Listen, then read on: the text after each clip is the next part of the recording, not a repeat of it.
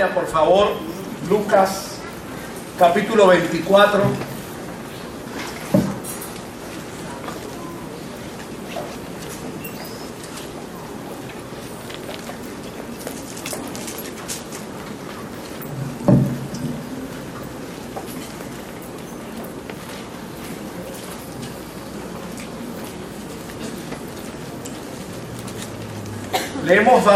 Leemos del verso 13 hasta el verso 35, unos cuantos versos.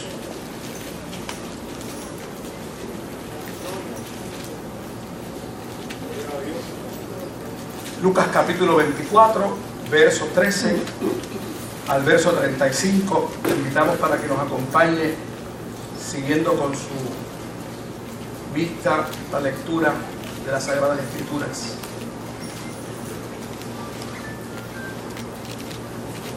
La palabra del Señor lee así: a la gloria de Dios Padre, Dios Hijo y Dios Espíritu Santo. Aquel mismo día, leemos en la nueva versión internacional. Aquel mismo día, 2 de ellos se dirigían a un pueblo llamado Emaús, a unos 11 kilómetros, más o menos algunas 5 millas, de Jerusalén. Iban conversando sobre todo lo que había acontecido. Sucedió que, mientras hablaban y discutían, Jesús mismo se acercó y comenzó a caminar con ellos, pero no lo reconocieron, pues sus ojos estaban velados. ¿Qué vienen discutiendo por el camino?, les preguntó. Se detuvieron cabizbajos y uno de ellos, llamado Cleofas, le dijo: ¿eres tú el único peregrino en Jerusalén que no se ha enterado de todo lo que ha pasado recientemente? ¿Qué es lo que ha pasado?, les preguntó. Lo de Jesús de Nazaret. Era un profeta, poderoso en obras y en palabras delante de Dios y de todo el pueblo. Los jefes de los sacerdotes y nuestros gobernantes lo entregaron para ser condenado a muerte y lo crucificaron. Pero nosotros abrigábamos la esperanza de que era Él quien redimiría a Israel. Es más, hace ya 3 días que sucedió todo esto. También algunas mujeres de nuestro grupo nos dejaron asombrados. Esta mañana, muy temprano, fueron al sepulcro, pero no hallaron su cuerpo.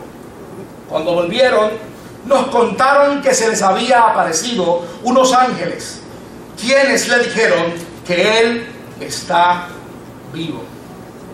Algunos de nuestros compañeros fueron después al sepulcro y lo encontraron tal como había dicho las mujeres, pero a Él no lo vieron. ¡Qué torpes son ustedes!, les dijo, y qué tardos de corazón para creer todo lo que han dicho los profetas. ¿Acaso no tenía que sufrir el Cristo estas cosas antes de entrar en su gloria? Entonces, comenzando por Moisés y por todos los profetas, les explicó lo que se refería a Él en todas las Escrituras. Al acercarse al pueblo donde se dirigían, Jesús hizo como que iba más lejos, pero ellos insistieron: quédate con nosotros, que está atardeciendo, ya casi es de noche. Así que entró para quedarse con ellos. Luego, estando con ellos a la mesa, tomó el pan, lo bendijo, lo partió y se lo dio. Entonces se le abrieron los ojos y lo reconocieron, pero él desapareció.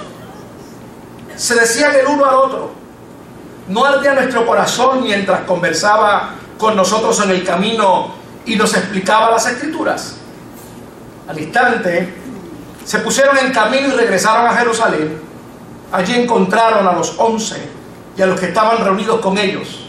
Es cierto, decían, el Señor ha resucitado y se le ha aparecido a Simón.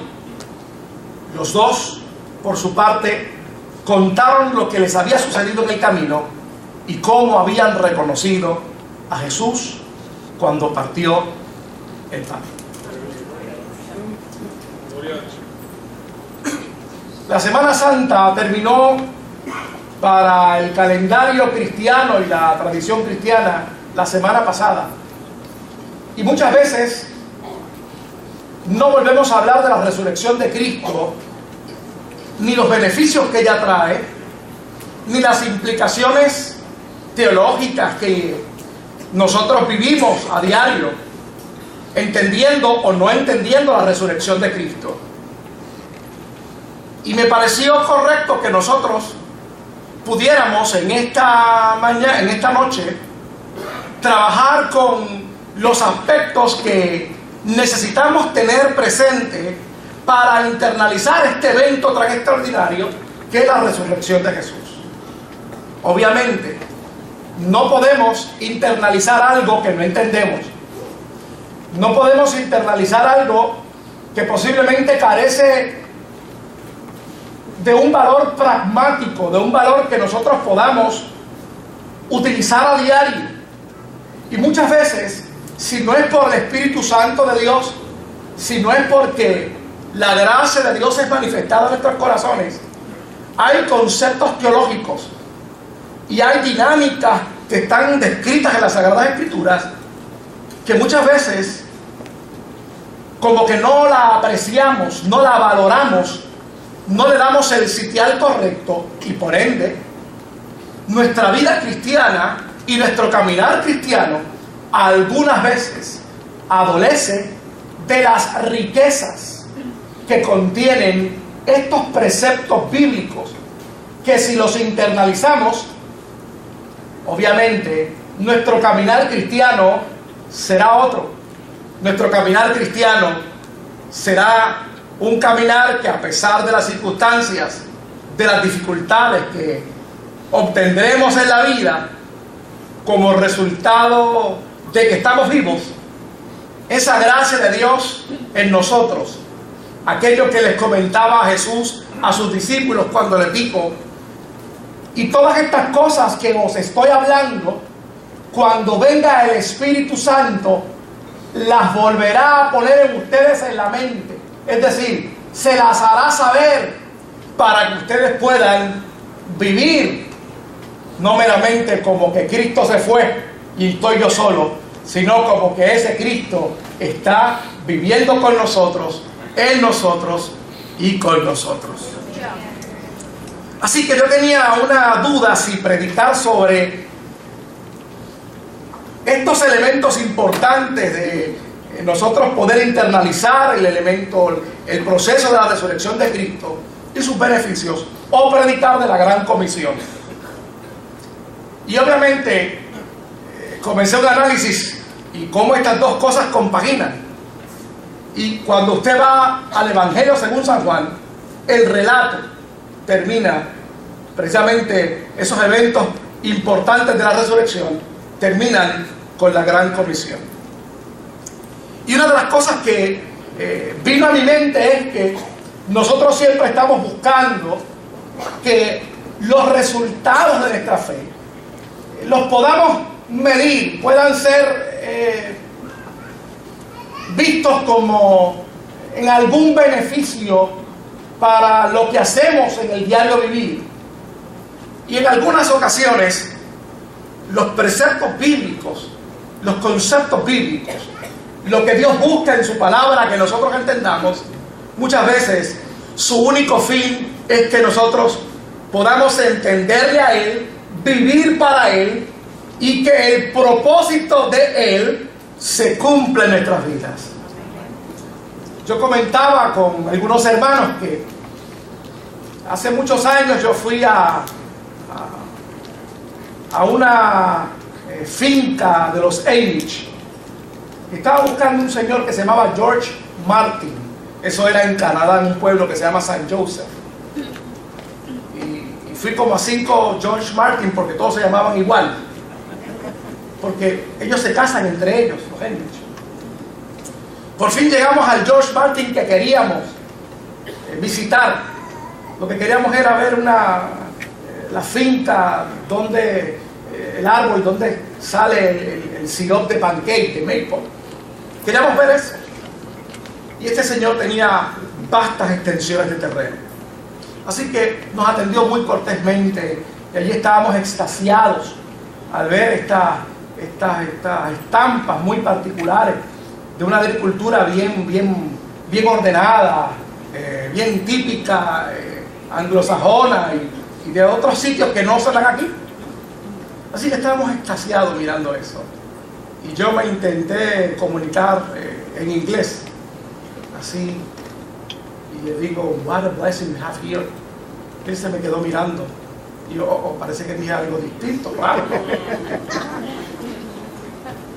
Y él me dice, no, eso no es una bendición lo que usted está mirando. Bendición es que hace 200 años, usted ve esa casa, los fundamentos de esa casa los puso mis padres que vinieron de Holanda para adorar a ver al Señor. Eso que usted ve ahí, toda esa tierra, toda la maquinaria, el bosque que usted va a ir a ver de Maple, eso no es bendición. Bendición es que nosotros podemos adorar y bendecir al Señor aquí. Empecé a buscar qué palabras le decía en inglés, pero aprendí una lección. Y muchas veces nosotros buscamos elementos de nuestra relación con Dios, a ver de qué manera nosotros le sacamos partido para que las situaciones de la vida cotidiana le podamos dar un resultado, o mejor dicho, una respuesta que posiblemente sea la que nosotros queremos.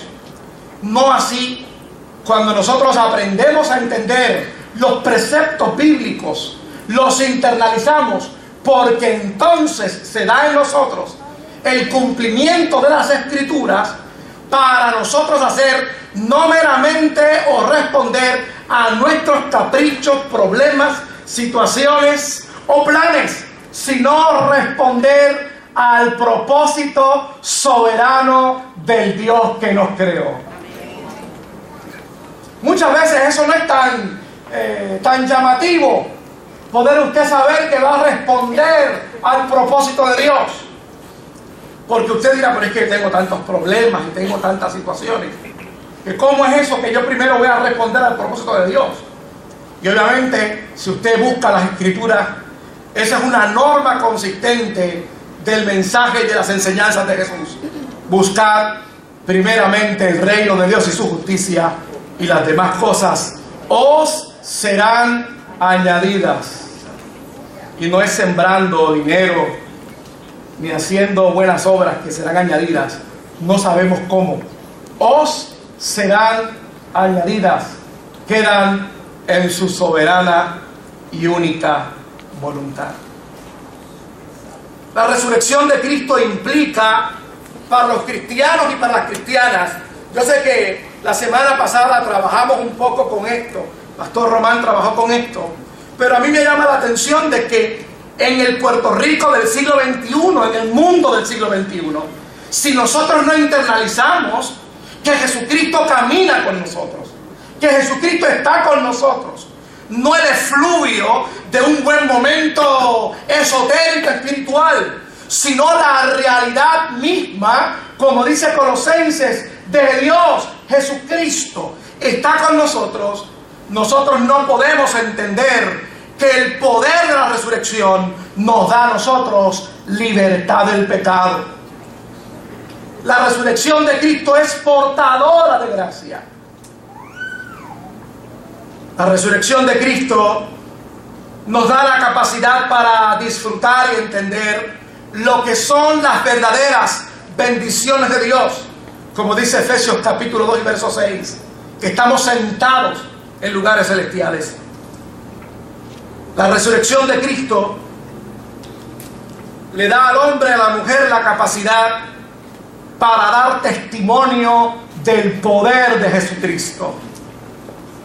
La resurrección de Jesucristo le da al hombre y a la mujer la visión única, porque tiene que confesar a Jesucristo para poder tener esa visión especial. Y es que algún día el cuerpo será restituido, como dice 1 Corintios capítulo 15 y verso 43. Este cuerpo será restituido en un cuerpo de gloria semejante al Cristo de Nazaret que caminó con estos caminantes de Maús. Y sobre todas las cosas, la resurrección de Cristo nos capacita para nosotros poder, y nos da la garantía para nosotros poder tener esperanza. Eso lo dice 1 de Pedro capítulo 1 y verso 3. Sin esperanza no podemos caminar. Sin esperanza no podemos traslucir a Cristo. Sin esperanza no podemos ser portadores y embajadores para rogar, como dice el texto bíblico, en nombre de Dios, reconciliados hoy con Cristo.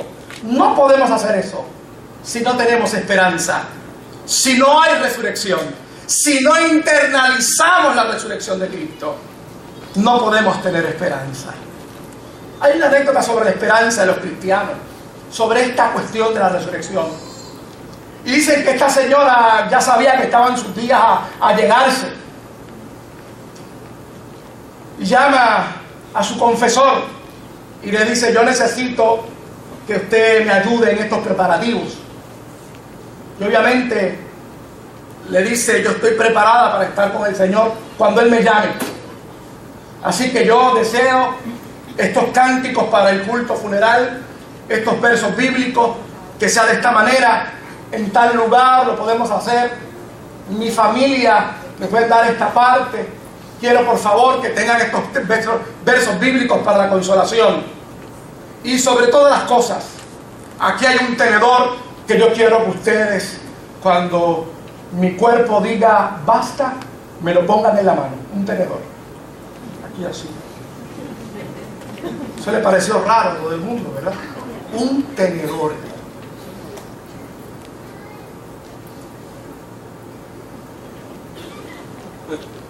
Los últimos deseos de la gente no se cuestionan. Así que estuvo muy curioso al confesor, al pastor, después de todos los arreglos, un tenedor en la mano de esta cosa. Le dice: perdóneme, pero me llama mucho la atención que usted desee que le coloquemos un tenedor en su mano.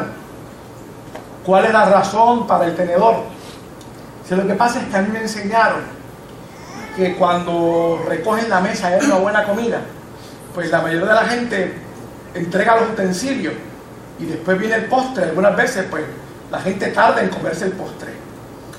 Y yo quiero que a mí me pongan un tenedor, porque la Biblia dice que allá va a haber una cena y hay una boda del Cordero. Y yo quiero, cuando llegue, estar preparada para sentarme a la mesa y arrancar a comer ese banquete que me tienen preparado. Esto es lo que implica que los hombres y las mujeres puedan entender y puedan internalizar la resurrección de Cristo. Es que la resurrección de Cristo da una esperanza que los hombres y las mujeres que no tienen a Dios, que no han confesado a Jesús, no la pueden tener. Se acaba con el problema, se acaba con las circunstancias difíciles, se acaba inclusive al saber que la muerte está cerca. Pero los cristianos tienen esperanza. José se llamaba, no recuerdo el apellido, se sentaba por esta área. José era un hombre que tendría mi edad en ese momento, se me escapa el apellido, Pastor Román. Él era contable. ¿Sabe de quién estoy hablando? Elba era la que se llamaba la esposa. De Miami. Elba. Recuerdo que fui a verlo como 5 días antes de partir para estar con el Señor. Estaba bien delgadito. Estaba en el auxilio mutuo. Pero estaba con una payama, hermano. Óigame, que podía salir con aquella payama para afuera. Planchadita la payama. Cuando llegué, estaba afeitadito con sus espejuelos. Bien bañadito. Y le pregunto: ¿cómo estás? Muy bien, gracias al Señor. Y comenzamos a conversar y la expresión de él fue: estoy preparado para lo que el Señor quiera. Yo salí de allí no consternado por la tristeza de lo que sabía o lo que inminentemente posiblemente sucedería, sino salí consternado porque yo decía: Señor, cuando tú me llames a tu presencia, yo quiero estar así, planchadito, perfumadito, y con esa esperanza que solamente provoca el resucitado cuando está al lado de los hombres y las mujeres no solamente en los momentos de alegría, no solamente en los momentos de fervor religioso, sino aún en los albores de la muerte. Allí el resucitado está para dar esperanza.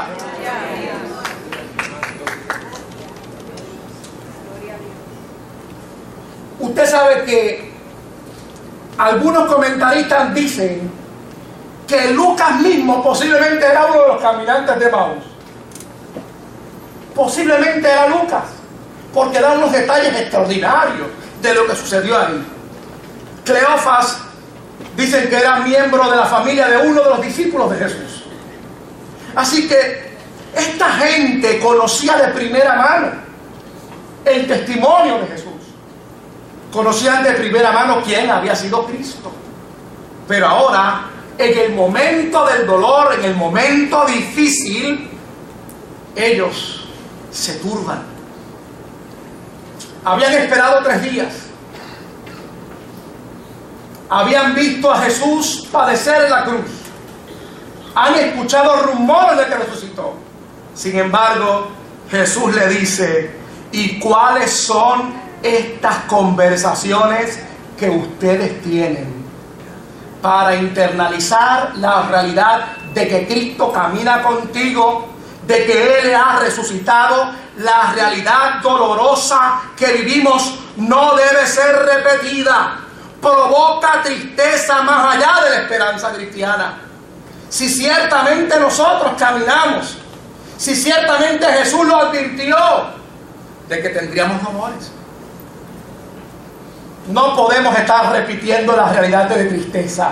Esa realidad produce tristeza más allá de la esperanza. Primera de Tesalonicenses capítulo 4 y verso 13 dice de la siguiente manera: hermanos, no queremos que ignoren lo que va a pasar con los que ya han muerto, para que no se entristezcan como otros, como esos que no tienen esperanza. Aquí se está hablando sobre la muerte, pero muchas veces nosotros repetimos constantemente las noticias y la realidad que no tiene sentido de esperanza cristiana. Se me ocurrió, no lo voy a decir, ¿estamos por radio o no estamos en radio? ¿Estamos en radio, pastor? No estamos en radio hoy. Es que me copian la idea, aprendí eso, Mientras iba en el camino para la iglesia de Manatí esta mañana, se lo voy a decir, pero no se lo digan a nadie. Ya sé que sí, os voy a contar. Si sale de aquí, darle la copia, porque usted se lo dijo. Digo, oye, ¿qué tal si nosotros pudiéramos recoger, hacer un anuncio para que todos los testimonios que pasen esta semana me los envíen por email? El testimonio de una iglesia por allá, por Mayagüez, por Arecibo, por Fajardo, y pudiéramos en este programa que queremos realizar el cristiano, tener una sección y comenzar rapidito, ¿no?, a decir todas las cosas que el Señor ha hecho, todo lo que el Cristo resucitado ha hecho. Porque cuando los discípulos, estos hermanos, los caminantes de Emaús, Jesús los confronta, dice: pero ¿qué es eso que ustedes están hablando? ¿Qué tristeza es esa que ustedes tienen encima? Porque ellos no habían entendido y están repitiendo precisamente las cosas que no deben repetir. Pero tú no sabes que había un profeta llamado Jesús que hizo buenas obras y que bendito lo han matado. Y usted se podrá imaginar. Cuente mañana todas las conversaciones positivas que se le van a pegar. Oye, pero tú sabes que... Cuéntelas, a ver. Posiblemente ninguna. Para que el Cristo resucitado camine con nosotros y nosotros nos demos cuenta, porque esto no es cuestión de saber que Él resucitó. La verdad sin la fe, la verdad sin la experiencia, se convierte en una realidad que no es suya. No es una realidad que usted puede vivir. Y la resurrección de Cristo, el acompañamiento del Cristo resucitado, no meramente lo podemos ver en otros, lo tenemos que vivir cada uno de nosotros. Y por eso es necesario que podamos repetir las buenas noticias. El pasado culto de oración lo abrimos con un testimonio. No bien había terminado ese testimonio, se acercó una hermana que estoy mirando desde aquí y nos dijo: el miércoles que viene yo tengo otro testimonio. Y lo vamos a comenzar a seguir haciendo ¿Qué pláticas son esas que producen tristeza profunda más allá de la esperanza cristiana? Las pláticas las tenemos que cambiar. Tenemos que comenzar a decir: mira lo que el Cristo resucitado ha hecho en casa, mira lo que está haciendo por aquí, mira lo que está haciendo por allá, para que entonces la conciencia cristiana, la capacidad de fe, la capacidad de pronunciar las cosas que no son, sea una realidad en nuestro diario vivir, sea una realidad en nuestro vocabulario, y nosotros podamos ser testigos del Cristo resucitado.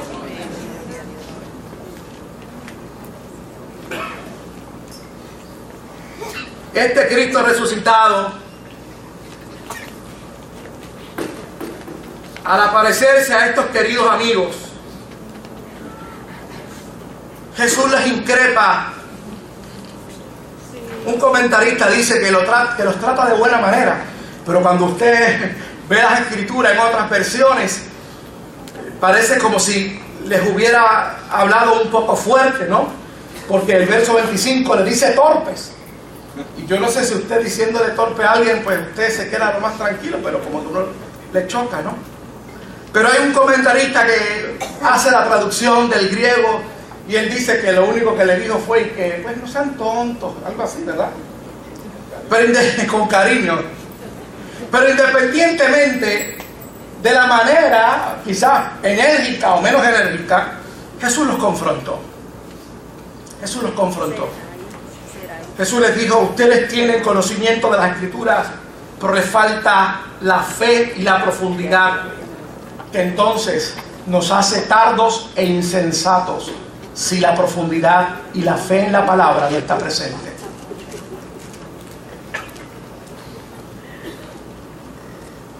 Juan 14:9, ya Jesús lo había confrontado. Pero Felipe, tanto tiempo llevo entre ustedes y todavía no me conoces. El que me ha visto a mí, ha visto al Padre. ¿Cómo puedes decirme, muéstranos al Padre? Es otra confrontación. ¿Cómo es posible que todavía no conozcas a Jesús?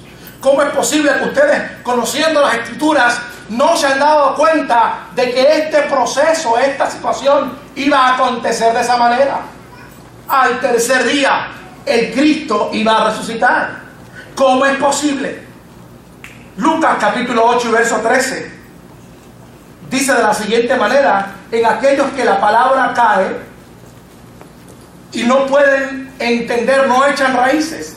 Mire lo que dice la Escritura: los que están sobre las piedras son los que reciben la palabra con alegría cuando la oyen, pero no tienen raíz. Estos creen por algún tiempo, pero se apartan cuando llega la prueba. Los caminantes de Maús habían visto que todo iba mal, habían repetido las malas noticias y arrancaron a correr. No fueron para donde estaban los discípulos. Algunos dicen que estaban caminando inclusive en dirección opuesta. Cuando la palabra del Señor no echa raíces en nosotros, la aceptamos con alegría. Lo que les decía al principio, que creemos que solamente los conceptos bíblicos es para resolver mis problemas, que el Señor me va a ayudar con las deudas, que el Señor me va a ayudar con las tristezas, que el Señor me va a ayudar con el problema con mi esposo, el Señor me va a ayudar con un problema en casa. Claro que te va a ayudar. Usamos el texto de Jericó 45:10. Eso es un disparate. Gloria a Dios que no dijo nadie amén. Ayúdate que Dios te ayudará. ¿Ha escuchado usted ese texto bíblico? ¿Se lo ven? No, la Biblia dice así. La Biblia no dice así, dice algo parecido. La palabra de Dios echa raíz en tu corazón. Cuando tú conoces y entras a la palabra, entendiendo que es la palabra de Dios para tu vida, entonces cuando llegan los problemas, puedes enfrentarte a ellos y responder con adecuacidad a los problemas. Responder con adecuacidad a lo que está más al frente del problema. Y obviamente, cuando vienes y tienes que ver a Cristo a tu lado, el Cristo resucitado no te va a increpar, no te va a confrontar, Porque tú tienes fe y has entendido el propósito de Dios para tu vida. El propósito de Dios era que Dios se revelara a esta gente. El propósito de Dios era que ellos pudieran y ser testigos de Él. Yo le decía ahorita a Cheche, que Cheche me dice que cantamos rápido, lento, antes de comenzar a predicar. Yo, lo que el Señor quiera, el Señor pone en tu corazón.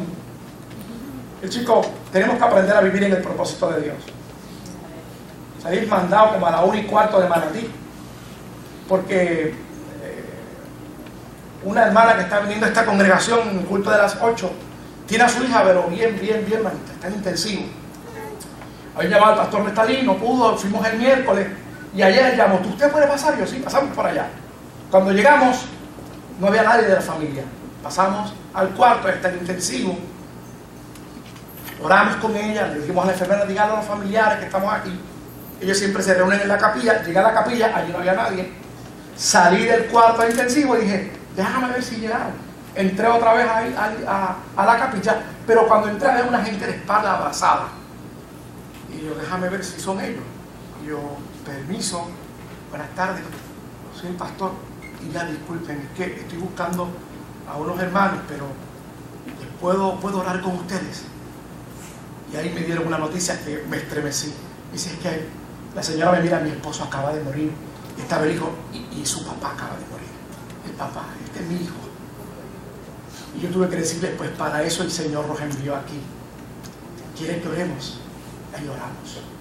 Porque el propósito de Dios es más allá de lo que nosotros quizás podemos entender. Y cuando los hombres y las mujeres tienen presente que caminan con el Cristo resucitado, la palabra de Dios se hace realidad en ese hombre y esa mujer. Y pueden entender ese propósito. Quizás en el momento las cosas no pueden surgir como usted y yo querramos. Quizás en el momento X o Y cosas no caen en el lugar donde usted entiende que su agenda tiene que estar. Pero cuando andamos con el resucitado, eso es como si usted andara literalmente con su mejor amigo. Y usted le da una mirada, esas comunicaciones que solamente se dan con los ojos, con la mirada. Y usted dice un montón de cosas ahí. Pues es así cuando usted anda con el Señor. Y de momento la cosa como que parece que no pinta como usted creía, pero usted mira al resucitado. Y en esa comunicación usted entiende que el que guía su vida es el resucitado. Aleluya. Se hacen entendibles las cosas que algunas veces nos parecen misteriosas. Y usted entonces aprende a vivir en el propósito de Dios, no en el propósito de su agenda. Estos caminantes de Emaús pudieron entender que andaban con Jesús cuando tuvieron comunión con Él. Dice la narración que en alguna parte pudieron identificarlo de la forma o manera en que Cristo partió el pan. Juan 15 del 4 al 7 nos habla de esa comunión. ¿Cómo es esa comunión? Jesús la describió. Permanezcan en mí y yo permaneceré en ustedes. Así como ninguna rama puede dar fruto por sí misma, sino que tiene que permanecer en la vid, así tampoco ustedes pueden dar fruto si no... ¿De verdad que no terminé? Si no permanecen en mí. Yo soy la vid y ustedes son las ramas.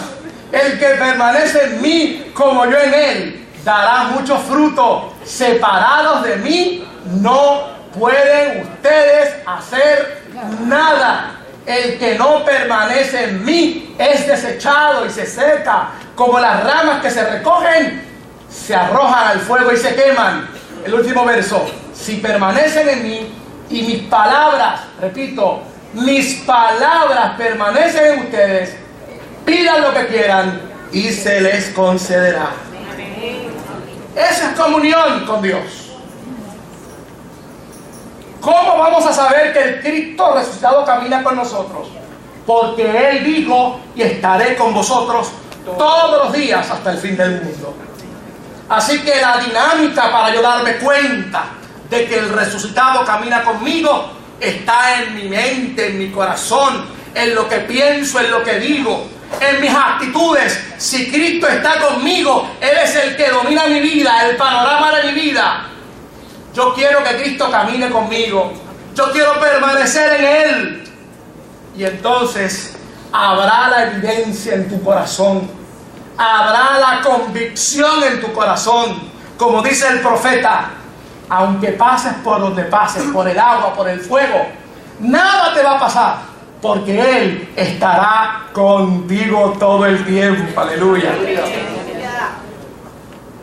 La comunión con Él es fundamental, y esa comunión parte en primer lugar de una actitud. Luego, todo ese ejercicio religioso que hacemos, de la oración, de la lectura de las Escrituras. Óigame, yo le digo a la gente cuando está en muchas vicisitudes y muchos problemas, arranca un papelito, ponga las cosas que usted necesita, lo más que le duele, por lo cual usted tiene que orar, póngaselo en el bolsillo, y a las 8 de la mañana sáquelo, llore, Señor, aquí está el presente Jesús. A las 12 saca el papelito y vuelve y ora. A las 3 de la tarde vuelve a llore. A las 6 de la tarde vuelve a llore. A las 8 de la noche, antes de acostarse, y si se desvela, vuelve a llorar otra vez. Comunión con el Dios Todopoderoso nos da la certeza de que el resucitado anda con nosotros. Aleluya. Ellos habían tenido comunión.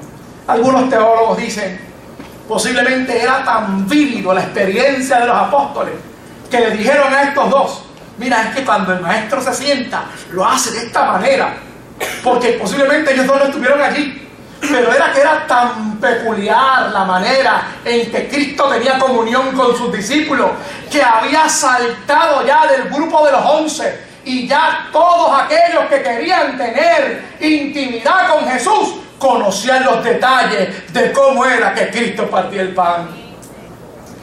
Por eso es que nosotros vamos a seguir testificando de lo que el Señor hace. Por eso es que es importante que tú permanezcas en Él, que las palabras de Dios permanezcan en tu vida, para que haya testimonio del resucitado en tu vida. Para que no te sientas solo ni sola en ninguna circunstancia de la vida. El dolor provoca soledad.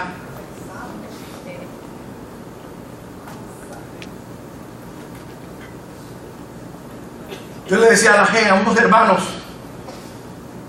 que el Salmo 27 ha cobrado un sentido extraordinario en los primeros versos para mí, porque en los momentos de dificultad y de dolor de la familia,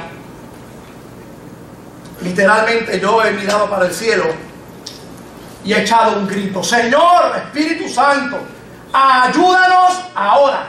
Así, literalmente, ayúdanos.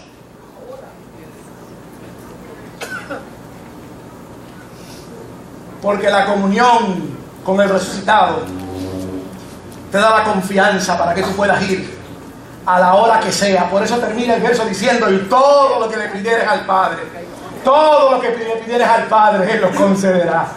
Te da esa confianza. Ayúdanos, Señor, esto es imposible, lo que nos puede estar pasando ahora. Ayúdanos, ayúdanos, ayúdanos, ayúdanos.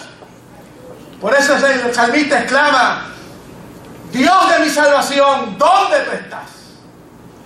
Porque la comunión con el resucitado provoca esa intimidad, provoca esa capacidad, como dice el apóstol Pablo, para que podamos clamar: Padrecito mío.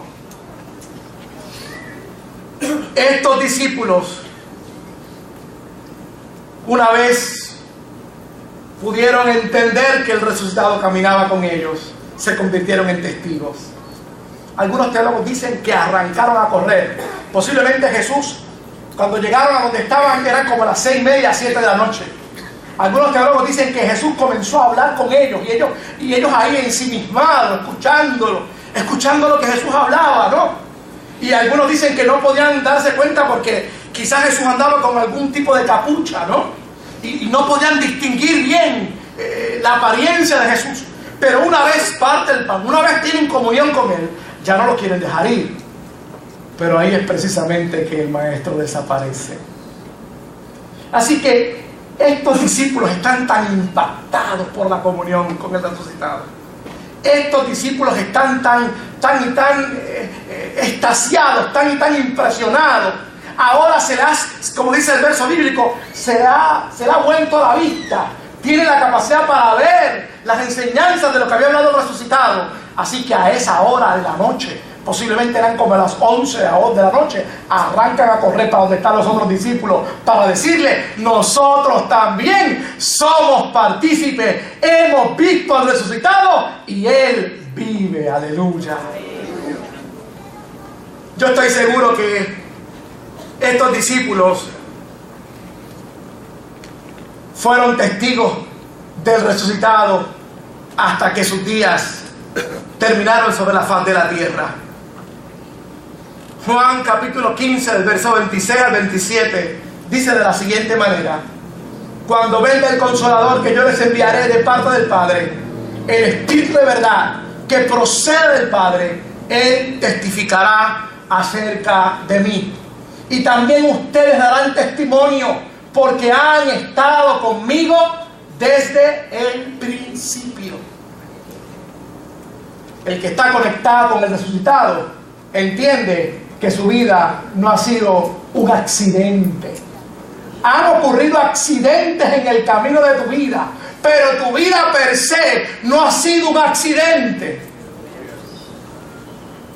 Don Héctor me narra, con esos nada más 92 años que tiene, ¿cierto, Héctor?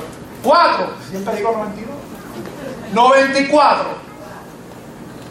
Y don Héctor me narra y me dice algunas veces cómo el Señor me guardó, cómo el Señor estuvo conmigo, desde pequeño huérfano, pero mira, y comienza a dar detalles. Yo creo que tú debes de vender esos derechos a Hollywood, son como una película. De verdad, es como una película, es interesantísimo. Hay aventura, hay de todo ahí en la vida de don Héctor. Y cómo el Señor le guardó. La palabra dice que desde el principio Él nos había visto. Y Él sabe que cuando el Espíritu Santo estuviera en nosotros, cuando el resucitado se haga una realidad en la vida de los hombres y de las mujeres, seremos testigos de Él. Eso es algo que nos marca para toda la vida. Hechos 22, del 14 al 15, que es la experiencia de Pablo, dice de la siguiente manera: luego dijo: el Dios de nuestros antepasados te ha escogido para que conozcas su voluntad y para que veas al justo y oigas las palabras de su boca. Tú le serás testigo ante toda persona de lo que has visto y oído. El resucitado se apareció en tu vida. Mételo en tu corazón, mételo en tu vida. Tú eres un testigo perfecto de Él. Eres una testigo perfecto de Él. Por lo tanto, hay una dinámica que debemos nosotros conservar, que debemos practicar para que esa resurrección de Jesús, para que ese resucitado lo podamos tener con nosotros. No se nos vaya de nuestro lado. No se nos opaque la vista cuando vengan los problemas.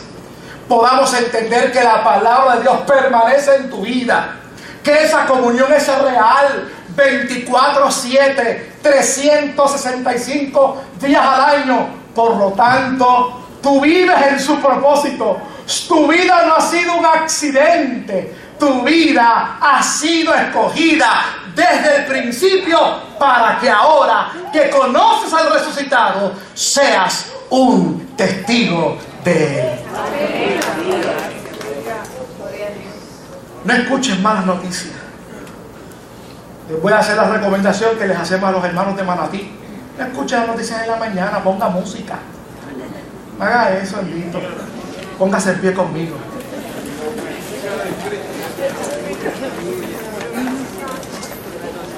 Cante un corito.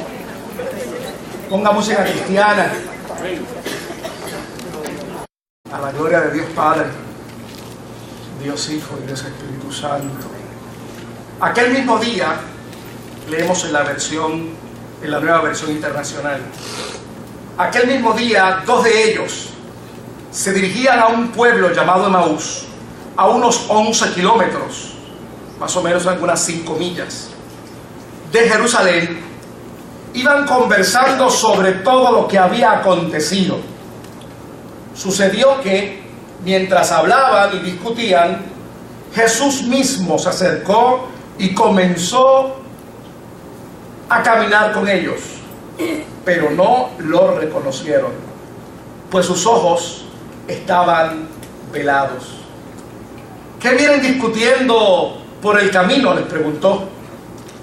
Se detuvieron cabizbajos y uno de ellos, llamado Cleofas, le dijo: ¿eres tú el único peregrino en Jerusalén que no se ha enterado de todo lo que ha pasado recientemente? ¿Qué es lo que ha pasado?, les preguntó. Lo de Jesús de Nazaret. Era un profeta, poderoso en obras y en palabras delante de Dios y de todo el pueblo.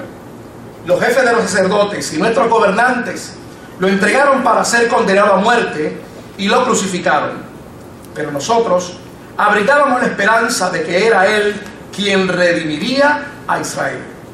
Es más, hace ya 3 días que sucedió todo esto.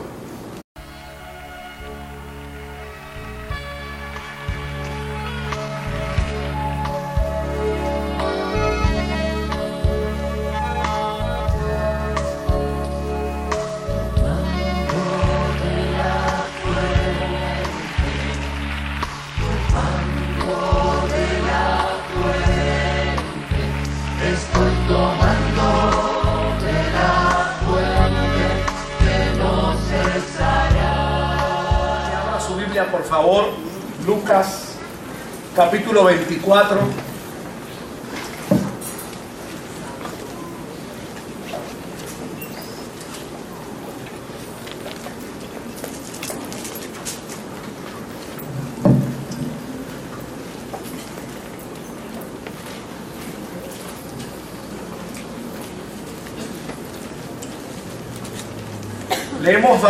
Leemos del verso 13 hasta el verso 35, unos cuantos versos.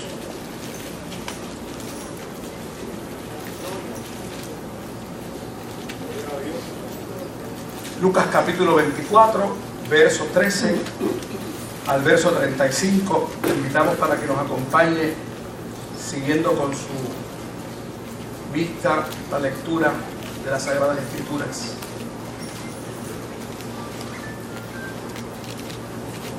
La palabra del Señor lee así: con nosotros en el camino, y nos explicaba las Escrituras. Al instante se pusieron en camino y regresaron a Jerusalén. Allí encontraron a los 11 y a los que estaban reunidos con ellos. Es cierto, decían, el Señor ha resucitado y se le ha aparecido a Simón. Los dos, por su parte, contaron lo que les había sucedido en el camino y cómo habían reconocido a Jesús cuando partió el pan. La Semana Santa terminó para el calendario cristiano y la tradición cristiana la semana pasada. Y muchas veces no volvemos a hablar de la resurrección de Cristo, ni los beneficios que ella trae, ni las implicaciones teológicas que nosotros vivimos a diario, entendiendo o no entendiendo la resurrección de Cristo.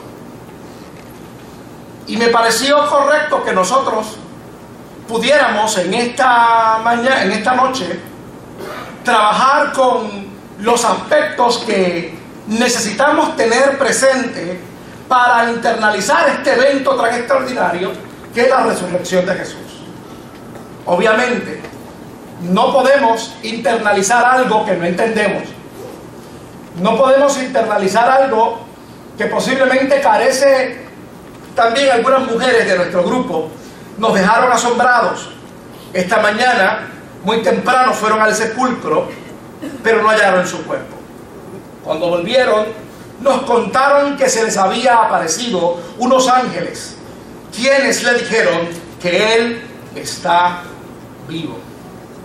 Algunos de nuestros compañeros fueron después al sepulcro y lo encontraron tal como había dicho las mujeres, pero a Él no lo vieron. ¡Qué torpes son ustedes!, les dijo, y qué tardos de corazón para creer todo lo que han dicho los profetas. ¿Acaso no tenía que sufrir el Cristo estas cosas antes de entregar en su gloria. Perdón, antes de entrar en su gloria. Entonces, comenzando por Moisés y por todos los profetas, les explicó lo que se refería a él en todas las escrituras. Al acercarse al pueblo donde se dirigían, Jesús hizo como que iba más lejos, pero ellos insistieron: quédate con nosotros, que está atardeciendo, ya casi es de noche. Así que entró para quedarse con ellos. Luego, estando con ellos a la mesa, tomó el pan, lo bendijo, lo partió y se lo dio. Entonces se le abrieron los ojos y lo reconocieron, pero él desapareció. Se decían el uno al otro: ¿no ardía nuestro corazón mientras conversaba? De un valor pragmático, de un valor que nosotros podamos utilizar a diario. Y muchas veces, si no es por el Espíritu Santo de Dios, si no es porque la gracia de Dios es manifestada en nuestros corazones, hay conceptos teológicos y hay dinámicas que están descritas en las Sagradas Escrituras que muchas veces como que no la apreciamos, no la valoramos, no le damos el sitial correcto, y por ende nuestra vida cristiana y nuestro caminar cristiano algunas veces adolece de las riquezas que contienen estos preceptos bíblicos, que si los internalizamos, obviamente nuestro caminar cristiano será otro. Nuestro caminar cristiano será un caminar que, a pesar de las circunstancias, de las dificultades que obtendremos en la vida como resultado de que estamos vivos, esa gracia de Dios en nosotros, aquello que les comentaba Jesús a sus discípulos cuando les dijo: y todas estas cosas que os estoy hablando, cuando venga el Espíritu Santo, las volverá a poner en ustedes en la mente. Es decir, se las hará saber para que ustedes puedan vivir